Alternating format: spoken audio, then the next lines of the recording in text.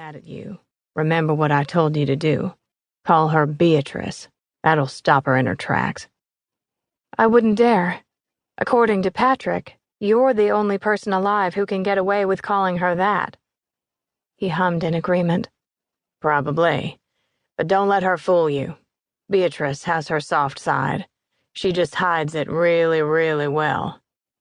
Just like Patrick, Colleen said, following John's easy lead. Ah, yes. Patrick does have a soft side, John said. And I believe you are the key to it, Miss Colleen. He does love you so very much. To be honest, I'm a little jealous. I used to be Pat's one and only. He winked and held Colleen out for a twirl. When he pulled her back to him, John's eyes were soft and a little sad. Colleen didn't know how much of that was bourbon. He hummed along to the music, his hand warm on her back. There was no getting around it. He was a better dancer than her husband. You've got a good man in Patrick, he said softly. I hope you know that. I do. I really do. Even Fred Astaire couldn't have made her forget that. He wants so much to impress you. All this work, all this building. It's not just for the kids. You know that, right? He looked into Colleen's eyes as he spoke. I mean, Green Fields is incredibly important to both of us, and the business is growing. But since Pat met you, his focus is different. He wants to be a good man for you.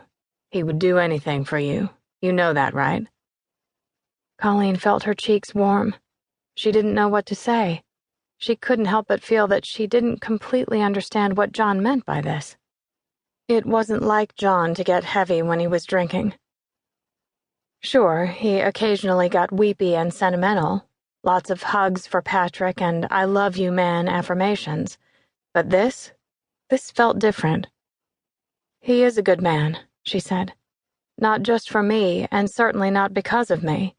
In every way, Patrick is a good man because that's who he is. He nodded. He's come a long way, but you and I both know that story he tells at these things is a very sanitized version of what actually happened, right?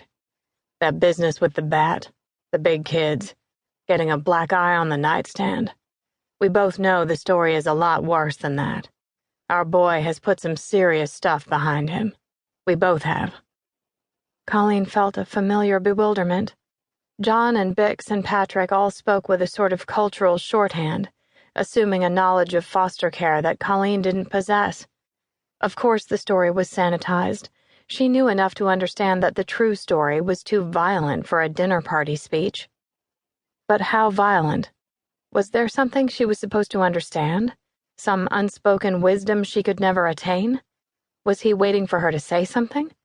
He went on. It can be hard to put the past behind you. It can stay with you, you know.